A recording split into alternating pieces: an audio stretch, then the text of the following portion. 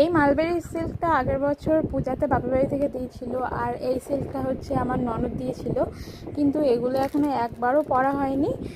তো এগুলো আজকে বের করছি, কারণ ব্লাউজ কাটাতে হবে, আর পূজা তো কাছাকাছি চলে এসেছে, প্রায় আর 22-23 দিন মতো বাকি। আর এখন থেকে ব্লাউজ না কাটালে তো আর পরে তো কাটিয়ে দেবেই না, কারণ দোকানে প্রচুর চাপ থাকে। সেই জন্য শাড়িগুলো বের করে নিচ্ছি। আরও অনেক সিল্ক আছে, সেগুলো আমার একটাও ব্লাউজ কাটানো হয়নি।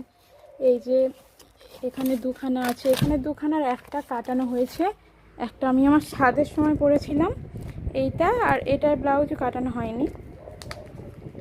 এখন আমার মোটামুটি 5-6টা প্রায় ব্লাউজ, মানে শাড়ির ব্লাউজ কাটালে তারপরে হবে, তারপরে আমি দুর্গাপুজোতে মোটামুটি এই শাড়িগুলো পরতে পারবো। আর দুর্গাপুজো বলে শাড়ি তেমন নেবো না, একটা দুটো নেব, কারণ হচ্ছে অনেক শাড়ি জমে গেছে, এগুলো কবে পরবো কী করবো সেই তো পরেই থাকবে।